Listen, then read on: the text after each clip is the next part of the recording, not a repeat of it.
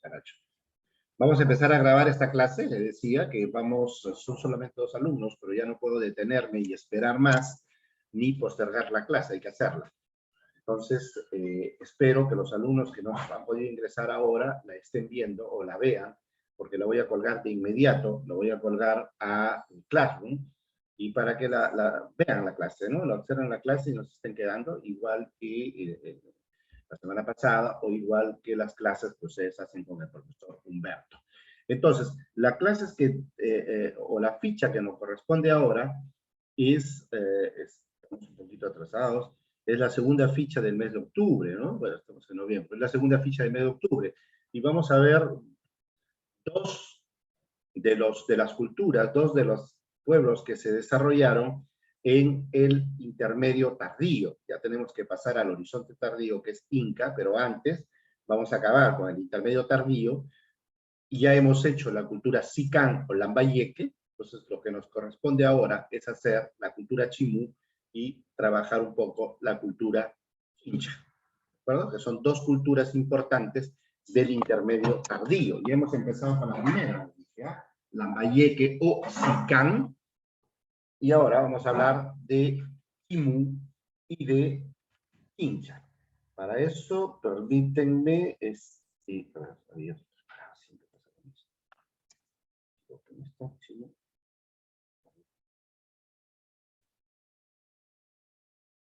Bueno, vamos a empezar a compartir. Primero vamos a compartir Chimú. No, esto no es.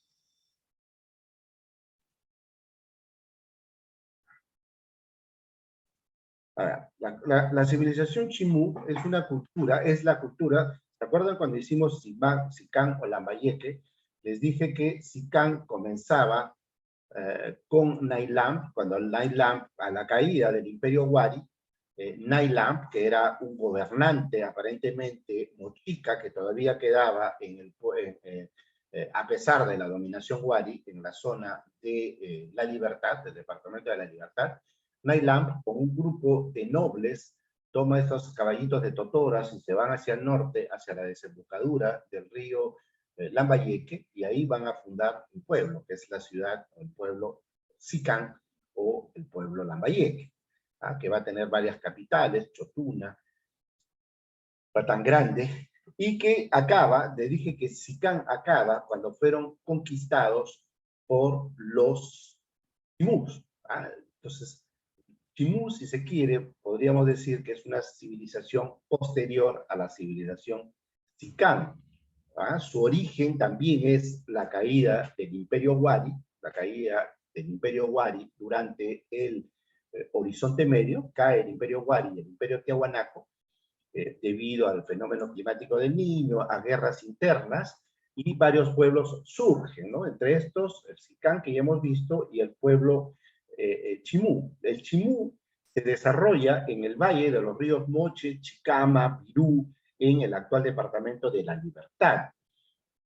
Me imagino que ya ustedes a estas alturas dominan más o menos la geografía peruana y saben que los departamentos del norte, este es Piura, este es Lambayeque, y más abajo La Libertad, ¿no? Y aquí el departamento de Ancash.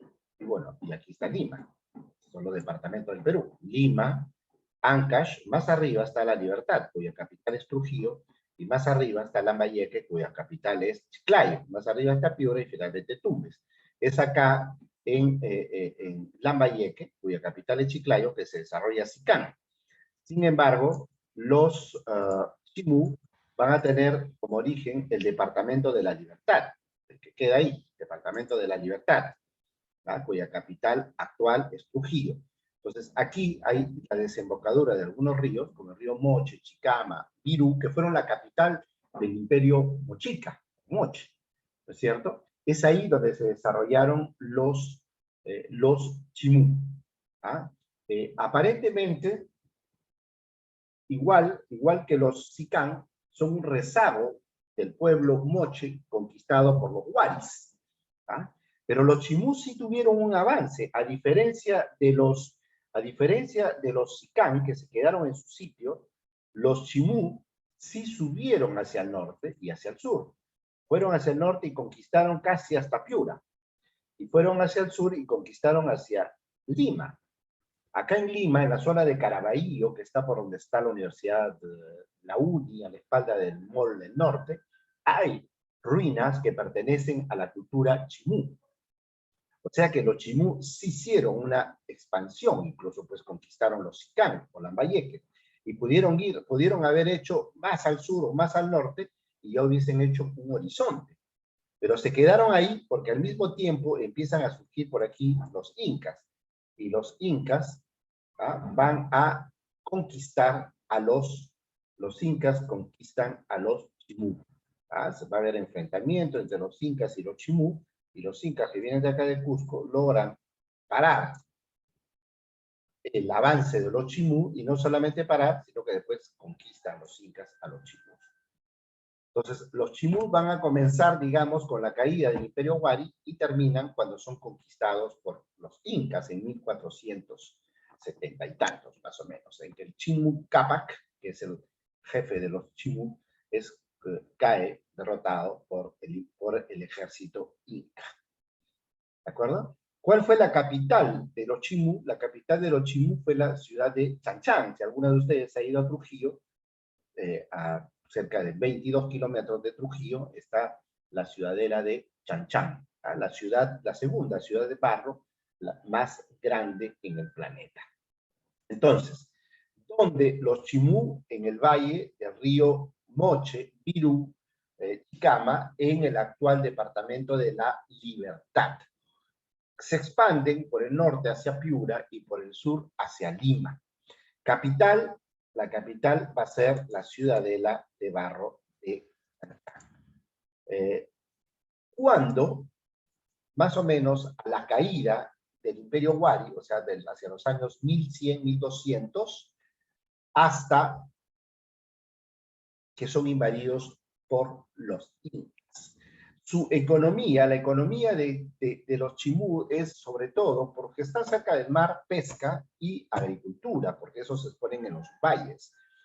Pero ya saben que los valles de los ríos del norte del Perú, les dije, son muy estacionarios. Quiere decir que tienen agua en verano y no tienen agua en invierno, están secos. Por eso es que con los nazcas tuvieron que ir al subsuelo para recuperar agua, porque sus ríos están secos casi todo el año. Los ríos del norte tienen un poquito más de agua durante el año, por debido a que la Amazonía se acerca, pero sin embargo igual no es suficiente para regadío. Entonces, algo muy importante, una de las características de los chimú, y yo lo he visto en examen de admisión repetitivo, muchos exámenes vienen esto, que son los huacheques.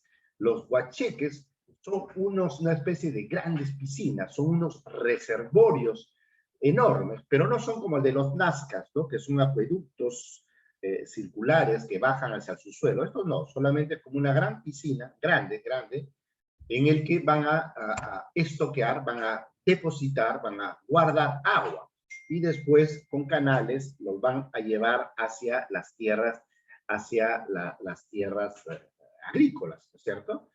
Y otra de las, debido a la proximidad del mar, otra de sus actividades van a ser la pesca, los productos marinos, las conchas, etcétera, etcétera, que iban a pescar, iban a extraer en redes y utilizando redes y utilizando los caballitos de totora, que fueron creados por los mochicas y que después utilizaron los lambayeques y los chimú. Esos tipos de piscinas se llaman huacheques. Ese nombre tienen que guardarlo, porque esta pregunta sí la he visto en los exámenes de admisión. Dice, los huacheques es una obra de ingeniería hidráulica que pertenece al pueblo, Nazca, Mochica, Chimú, Chavín, Inca. A ver, si hablamos de acueductos, es Nazca. Si hablamos de huacheques es Chimú. ¿Verdad? Chimú. Acá creo que tengo una... a ver. Este es un huacheque, ¿se dan cuenta? Esto está en Chanchán. Miren, ellos han hecho un reservorio con madera, con cemento, con barro, un reservorio con barro, y es ahí donde guardan el agua, van a estoquear el agua. Y luego con canales como estos, que son canales perfectos, llevan el agua de los huacheques hacia la agricultura. ¿De acuerdo? Entonces, esto de acá se va a llamar huacheques. Guarden esa palabra porque es pregunta de examen de admisión muchas veces, repetitiva. Huacheque es el tipo de tecnología agraria que utilizaban los chimú, que consistía en un reservorio rectangular profundo que llenaban de agua para, durante la época de sequía, de invierno, a través de canales, llevar el agua a la agricultura. Huacheque se llama eso. Si los Nailam, perdón, si los Sicán, durante los Sicán hablábamos de Nailam, ¿no es cierto? Nailam, que fue un gobernante mochica que con un grupo de nobles moches, a la caída del Imperio Wari, toman los caballos de Totora, se van al norte y desembocan en la desembocadura del río Lambayeque, o bajan, o se establecen en la desembocadura del río Lambayeque para fundar el pueblo Lambayeque o Sicán. Los chimú también tienen un mito parecido, solo que en chimú ya no hablan de un hombre, un gobernante como Nailam, sino él habla, los chimú hablan que su origen se deben a un dios que se llama Tacainamo. Y Tacainamo, igual que Nailam, llega por el mar llega a través del mar con esos cientos de caballitos de Totora, con hombres, con otros hombres, y ellos van a fundar el pueblo chimú. Esa es otra probable pregunta. Nailam pertenece a Sicán o Lambayeque y Tacainamo pertenece a Chimú. Nailam era un hombre, un gobernante, y Tacainamo era una divinidad. Pero ambos llegan a través del mar con esos cientos de caballitos de Totora. Entonces, a la caída del Imperio Wari, primero estaban los mochicas. Los mochicas fueron invadidos por los waris y cuando desaparece el pueblo wari, algunos grupos mochicas deciden regresar a sus orígenes, a su lengua, a su cultura. Entonces salen de esa zona de la libertad, unos hacia el norte y van a fundar la cultura Sicán y otros se van a quedar en la misma zona de la libertad, pero van a fundar un nuevo pueblo, el pueblo Chimú. Entonces, el mito del origen de los Sicán o Lambayeques es con este hombre que se llama Nailam, que es un noble, un gobernante, mientras que el origen de los Chimú es una divinidad que se llama Tacainamo. Tacainamo llega también a través del mar en estos caballitos de Totora y va a poner orden en la zona de los valles del río Moche, Chicama y Virú. Y ahí se van a suceder una serie de Chimu Cápac, que son los nombres de los gobernantes. Chimu Cápac, los nombres de los gobernantes Chimú. Entonces, igual la presencia de los caballitos de Totora. Ahora, ¿desde cuándo y hasta cuándo los chimú? Los chimú aparentemente es entre los años 1200, 1300 cogen su apogeo y en 1300 invaden a los Sicán. De ahí hacen una fusión, un pueblo. Los chimú, ya los Sicán desaparecen y los chimú invaden todo el territorio Sicán y se van más al norte todavía, se van hasta Piura. ¿Y cuándo desaparecen los chimú? Desaparecen hacia el año 1470, cuando son invadidos por los incas. Los chimús estaban en plena expansión, llegan al norte hasta cerca de Tumbes, por el sur hasta Lima, y podrían haber seguido avanzando, pero ya tienen enfrentamientos con los incas, o los quechuas, que gobernaban desde Cusco, y finalmente, pues, los incas van a invadir al pueblo chimú. Y ahí está el final del ¿Cuáles son sus manifestaciones culturales importantes? En cuanto a su arquitectura, ¿cuál es la gran diferencia de los chimú? Acuérdense ustedes que los mochicas o sicán iban a construir pirámides, ¿no es cierto? Pirámides truncas, les había dicho. Habíamos visto todas las pirámides Sican, todas las pirámides Sican. Entonces, así construían en adobe, por supuesto, en adobe, los mochicas construían pirámides y los lambayeques o Sican también hacían pirámides, en adobes. Sin embargo, los chimú se caracterizaron por no hacer pirámides, sino sus construcciones eran más bien construcciones horizontales en el espacio. Construían habitaciones, ciudades, pero así, no hacia arriba, sino hacia los lados, hacia el centro, hacia el norte, hacia el sur, y crearon grandes ciudades, pero digamos ciudades de un solo piso, no piramidales, como sí hicieron los Sican o Lambayeque y los mochicas antes. Entre sus ciudades más importantes donde vemos este tipo de arquitectura, vamos a ver Chan Chan. Si ustedes van a Chan Chan, es considerada la segunda ciudad de barro más grande del mundo. Pero ven que todo es a la horizontal, no a la vertical. No construyen para arriba, sino hacia el espacio.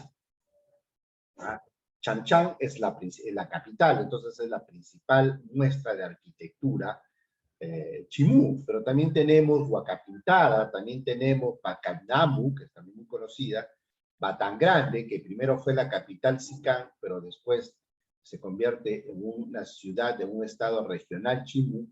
Tenemos la Huaca del Dragón, Coyique, acá en el norte. Todos esos son arquitectura chimú, que no construyeron pirámides como acá, sino que más bien su construcción se le hizo a lo horizontal, ¿de acuerdo? Y no a lo vertical. En cuanto a, bueno, este es Chan Chan, por ejemplo, una foto aérea de uno de los barrios de Chan Chan. Miren cómo no es una pirámide, no construyeron para arriba, sino en el espacio, horizontalmente. Ocuparon el espacio, todo el espacio. Este es Chan Chan. Entonces, la característica de Chan Chan es su trabajo en adobe, en barro, pero de gran fineza. Miren, por ejemplo, acá, casi todas sus calles están decoradas con este tipo de infraestructura que representan las redes de pesca. Como era una ciudad, como era un pueblo que se dedicaba mucho a la pesca debido a la posibilidad del mar, su decoración era esencialmente marina. Miren, casi toda la ciudad, los muros tienen esta forma de redes de pescar.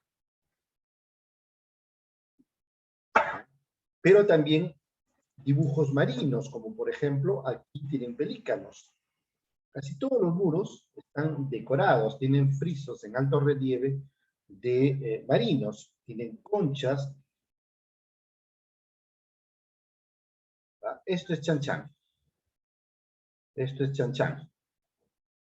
Y tienen estos especies de soldados que vigilan, que cuidan el sitio.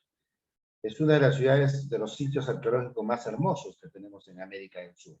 No solamente por su construcción, sino vean, hasta el más mínimo centímetro ha sido tallado, decorado. Esa es la importancia de Chan Chan, que se encuentra a las afueras de Trujillo, considerada la segunda ciudad de barro más grande del mundo y capital del reino Chimú. Su cerámica, la cerámica Chimú, la característica de la cerámica es que vuelven al color negro, monócromo, como en Chavín. ¿Se dan cuenta? Los Chavín, que son los primeros que hacen cerámica en 1500 a.C., la hacen de color negro, monócromo, o rojo muy ocre, muy oscuro. Pero luego ya vienen los pueblos Paracas, y en Paracas ya pasan también a tener color. Es monócromo en una parte y luego pasa a tener color. Luego, durante el intermedio temprano, vienen los nazcas y le dan color intenso. Vienen los mochicas, los hacen de dos colores, bicroma, pero le dan forma. Sin embargo, los nazcas le van a dar color. Dominaron el color los nazcas. Luego vienen los Wari, ya durante el Horizonte Medio, y los Waris y los Tiahuanacos utilizan la técnica de los Nazcas. Su cerámica tiene mucho color, mucho color. Sin embargo, viene después el intermedio tardío, y vemos que los Chimú, primero los Sicán regresan a la cerámica monocolor, un solo color. Solo que los Nazcas los Sicán era un color gris, mate o negro mate, mientras que los Chimú también hacen una cerámica monócroma, un solo color, negro brillante. No es negro mate como los Sicán o lambayeques, sino que es un negro brillante. La característica de la cerámica Sicán, le habíamos dicho que la característica de la cerámica Sicán eran forma globular, ¿no es cierto? Pero tenían estos picos divergentes hacia un lado. Ese es Sicán, o lambayeque, con un asa central. Mientras que la característica de los Chimú, tener un asa con gollete, ¿qué quiere decir? Acá tienen como una especie de estribo, algo así, y luego viene su pico en gollete. Así es la Chimú. Miren cómo se diferencia a la lambayeque o Sipán. En cuanto a los motivos, siempre van a tener forma de animales, de seres mitológicos, de plantas, y van a representar escenas de pesca, escenas de caza, de animales. Y esta es la cerámica Chimú. Acá tienen ejemplos, ¿no? Entonces miren este tipo de diferente a Sicán. Sicán tenía acá y acá unos picos, mientras que los Chimú tienen una especie de gollete con un pico. ¿Ven?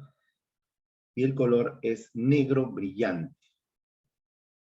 Entonces, esa es la diferencia con los Sicán en cuanto a su cerámica.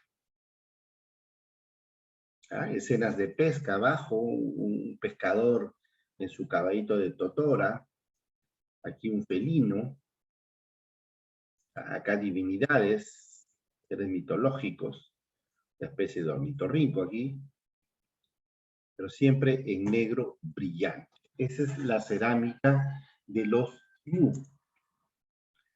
Y finalmente, en cuanto a la orfebrería, los Chimú continuaron lo que hicieron los Sicán. Dijimos que los Sicán o lambayeques se caracterizaron por su trabajo en metal, en oro, en plata, o la mezcla de estos metales, y dijimos que el tumi, que es un cuchillo ceremonial más antiguo, se va a encontrar en la cultura Sicán, ¿de acuerdo? En la cultura Sicán.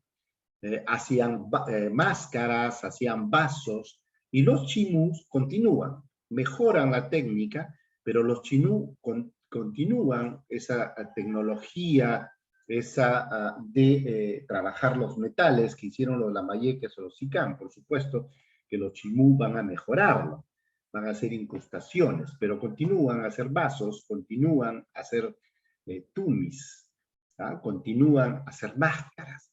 Si bien comienza con los Sicán, los Chimú son una continuación. Es que ellos invadieron Sicán, ¿no es cierto? Entonces tomaron todas sus técnicas y la mejoraron. Esta es la orfebrería Chimú. Ya se ven más incrustaciones que lo que veíamos en Sicán.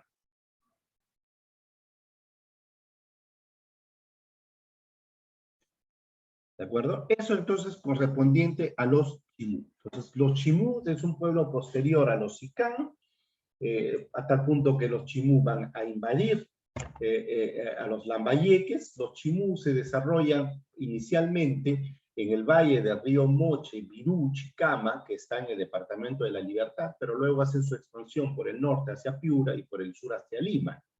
Y por supuesto, cuando avanzan al norte, invaden en 1300, 1350 a los Sicán o Lambayeques.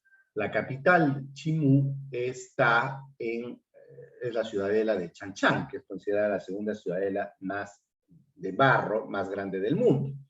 ¿Ah? El mito del origen de los Chimú, el mito del origen es una divinidad que se llama Tacainamo. Tacainamo llega, igual que Nailam, solo que Nailam no era un dios. Nailam después se convierte en una divinidad, pero Nailam era un gobernante, era un hombre, que con un grupo de gente sube en barquitos de totora y se instalan en la desembocadura del río Lambayeque. Esa es en la cultura Sicán. Sin embargo, en la cultura Chimú, sí, el mito se debe a un dios que llega a través del mar en caballito de totora, se llama Tacainamo, y él pone orden en el valle del río Moche y crea la gran ciudad de el gran pueblo o el gran reino Chimú.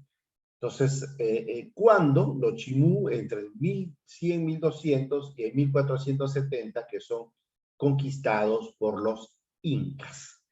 ¿De acuerdo? Cuanto a su economía, les dije, ellos tienen su economía basada en la pesca y en la agricultura. Para hacer agricultura, hicieron esos reservorios que se llaman huacheques, y que son reservorios horizontales en el que guardan agua y después a través de canales le permiten irrigar su agricultura. En cuanto a sus manifestaciones culturales, tenemos la arquitectura de barro horizontal, no en pirámide, que vemos en Chachán, y en cuanto a su cerámica, era monócroma, color negro, brillante, con gollete y pico. ¿De acuerdo? Y finalmente el trabajo en metal, la orfebrería, que fue una continuación de lo que hicieron los Sicán. Primero continuaron a hacer vasos, continuaron a hacer tumis, pero el tumi más antiguo, ojo que el tumi es casi el emblema del Perú, el tumi más antiguo pertenece a la cultura Sicán y luego a los Chimú. ¿De acuerdo? Entonces, eso concerniente a la cultura Chimú. Luego tenemos otra cultura del intermedio, tardío, que va a ser la cultura Chincha. Los Chincha se desarrollaron en el sur, departamento de Ica, casi frontera con Lima, y los Chinchas fueron un pueblo de comerciantes y de pescadores. Ellos se dedicaron muy poco a la agricultura, se dedicaron esencialmente al comercio. Practicaron lo que se llama el comercio triangular. ¿Qué quiere decir el comercio triangular? Ellos traían productos que venían, por ejemplo, de la meseta del Collao, como la carne de llama, de alpaca, minerales, metales, y lo llevaban a través de balsas o de camellos, digamos que de la meseta del Collao, desde Puno, de Cusco, de la sierra, venían a Chincha en llamas o alpaca, ahí traían, en llamas sobre todo, ahí traían los productos. En Chincha ya tomaban barcos y se lo llevaban hasta el Ecuador, comercializaban con el Ecuador. Los productos, el maíz, el metal, la coca que traían del lago Titicaca y de la sierra, a través de llamas, lo llevaban en balsas, en inmensas balsas, hacia la zona del Ecuador. Dejaban sus productos y en el Ecuador traían el muyu o la spondylus, que es una concha considerada sagrada, que se utiliza para las incrustaciones y como ofrenda a las divinidades, y que utilizaron incluso los incas. Entonces hacían ese intercambio, traían del sur, de la sierra, coca, traían carne, llama de lana, de alpaca, carne seca de llama, metales, y lo llevaban a través del mar al Ecuador. Dejaban todos esos productos y del Ecuador traían conchas para después comercializarla en el territorio de la sierra peruana. O sea, eso se llama el intercambio, eso se llama la economía o el comercio triangular. Entonces, ¿dónde se desarrollan los chinchas se desarrollan al sur, el departamento de Ica y Lima, en la desembocadura. Casi todos esos pueblos se instalan en valles, ¿no? Para tener agua. En los valles de los ríos Cañetes, Chincha, Pisco, Ica. Y se van a extender hasta Lima y hacia Arequipa en el sur. Quien hace estudios sobre los Chincha lo va a hacerlo Max Uhle. Acuérdense quién fue Max Uhle, el mismo que tenía la teoría inmigracionista de la cultura andina. ¿De acuerdo? Él va a estudiar unas ruinas que se llaman Tambo de Mora y Centinela en Chincha, y ahí se va a dar cuenta que eso no era Inca, que era mucho más atrás que Inca. Entonces va a llamar lo que le llaman la cultura Chincha. Entonces la cultura Chincha se desarrolla en la desembocadura de los ríos Cañetes, de los ríos Pisco, de los ríos Chincha, y era un pueblo sobre todo de pescadores. ¿Cuándo? Hacia los años 1100 también. Hacia el año 1100, intermedio tardío, hacia el año 1100, y más o menos son conquistados por los, igualmente, fueron conquistados por los incas hacia el año 1470, y a su gobernante le llaman Chicha Cápac. Incluso cuando los españoles llegan, todavía Chincha tenía un gran poder económico, era muy importante, era una de las regiones más importantes en cuanto a su comercio, porque de ahí salían los barcos, o las lanchas, o estos botes, para hacer comercio con el Ecuador. A tal punto que los incas le dan un estatus especial. ¿Ya? No lo consideran pueblo conquistado, sino prácticamente socios. Cuando capturan a Atahualpa en Cajamarca, dicen los españoles que Atahualpa, el Inca de Cusco, que estaba en Cajamarca, estaba acompañado de otro gran señor, que era el Chinchaycápac, que era el gobernante del pueblo Chincha, que era su principal socio, decía. Ambos tenían la misma riqueza, ambos estaban cargados por cientos de hombres en andenes. Parece que Atahualpa había invitado, mala suerte para Chinchaycápac, lo había invitado al jefe de los Chinchas, se había invitado hacia el norte a tomar unos baños ahí en las aguas termales de Cajamarca, y en ese momento llegan los españoles y los encuentran a ambos allá. Y a los dos los capturan y los van a matar. Entonces, la importancia de Chincha en esa época, que el Inca no lo tomaba como un pueblo sojuzgado, sino que más bien como un asociado, a tal punto que el Inca invitaba al rey de los Chinchas a ir a pasear al norte.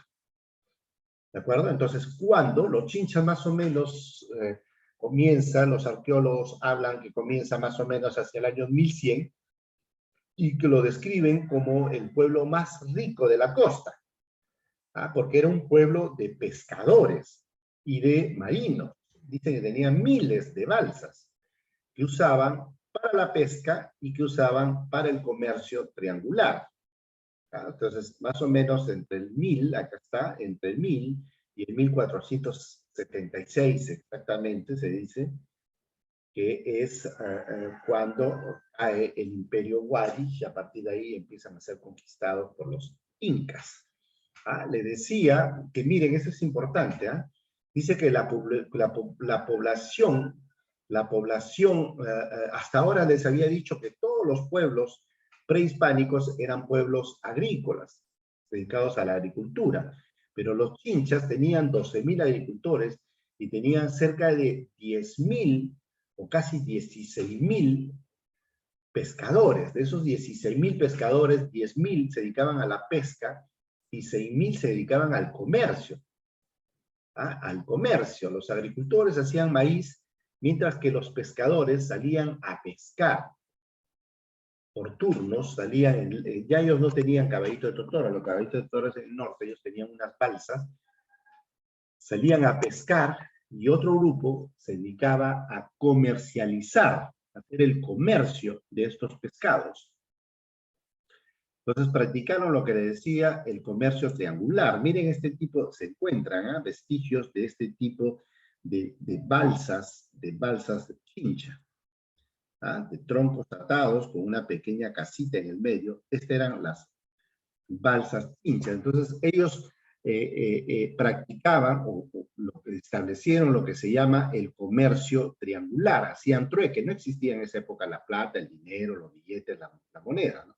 Ellos traían desde la meseta del Collao, de la zona del lago Titicaca, traían cobre, traían hoja de coca, traían lana de alpaca, traían charqui, que era la carne de llama seca, hacia Chincha lo traían en caravanas de llamas, que eran los animales de transporte, de carga, porque no existían caballos ni burros a la época, y ahí con miles de lanchas que ellos tenían, subían toda esa mercadería, como lo ven en el dibujo, y se lo llevaban hacia la zona del Ecuador, todo el norte, incluso hasta Guayaquil en el Ecuador. ¿Ah? Allá hacían la segunda parte, que traían la concha de abanico, que es lo que ustedes ven acá en el dibujo, o muyo también se le llamaba, y lo traían hacia la zona de Chincha y luego lo repartían de nuevo hacia la meseta del Collao, hacia la zona de Cusco, hacia la zona del sur. Entonces practicaron lo que se llama el comercio triangular a través del trueque. No era comercio con moneda propiamente, con billetes, sino trueque, intercambio. ¿De acuerdo? Es lo que les decía acá. Miren, ve. De la meseta del Collao, esto de acá, esta fecha de acá, de la meseta del Collao, de la zona de Puno, traían hacia Chincha el 1, 2, 5, 6, 7, 3 y 4. Si ven acá es lana, cobre, esmeraldas, ¿ah? Y de acá, a través del mar, se lo llevaban hacia Ecuador. Y de Ecuador traían el 1, que es el muyo, y 2, que son las esmeraldas. El muyo es la concha de abanico, esta, ¿no es cierto? Entonces, ellos hacían este intercambio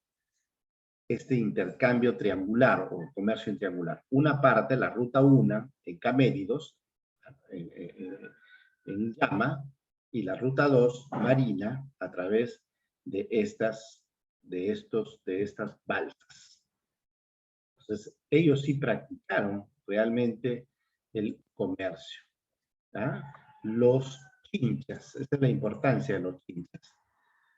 En cuanto a sus manifestaciones culturales, su arquitectura, utilizaron grandes adobes que le llaman tapia, ¿ya? Muros inmensos. Los sitios más importantes de los chinchas, Tambo de Mora, que hasta ahora existe, ¿no? Tambo de Mora, Centinela, el Cerro La Cumbre. Esta es su arquitectura. Miren cómo ya comienzan con la arquitectura piramidal, que después vamos a verlo en los incas. ¿Ah? Este es Tambo de Mora y esta es La Cumbre, en Chincha, en el actual Chincha. En cuanto a su cerámica, tenían una cerámica de cuello largo, rojizo, de cuello largo, con figuras geométricas. ¿Ah? Con figuras geométricas. Y utilizaron mucho los colores blanco, negro y gris para decorar. Instrumentos de música como este tipo de tambor. Esta es cerámica Chincha, casi siempre de color ocre y cuello muy largo. Por eso se caracterizan por ese tipo de cuello. Y figuras geométricas, miren acá abajo y miren acá, figuras geométricas, pintadas en blanco, en negro. ¿De acuerdo? Entonces, esta es la cerámica Chincha, y otra gran característica de los Chincha fue la xilografía, el trabajo en madera, que hasta ahora no lo hemos visto casi en ninguna cultura. Hacían lo que se llaman remos, que se utilizaban para la agricultura. ¿Ah? Estos remos, y hacían incluso, representaban a sus divinidades, ya no en piedra, como los chavín, sino más bien en madera. Entonces, este trabajo de madera es la característica también de los chinchas. El trabajo de madera y el comercio fueron las principales características de este pueblo, del intermedio tardío, los chinchas. Entonces, ahí lo vamos a dejar, ¿de acuerdo? Ya hemos hecho 2 de estas culturas, hemos trabajado los Inú y los Chinchas, culturas del intermedio tardío. Que tengan un buen día, jóvenes, y nos vemos entonces mañana. Para los que no ingresaron, por favor, se los voy a enviar por video, esta clase. Suerte, gracias. Nos vemos.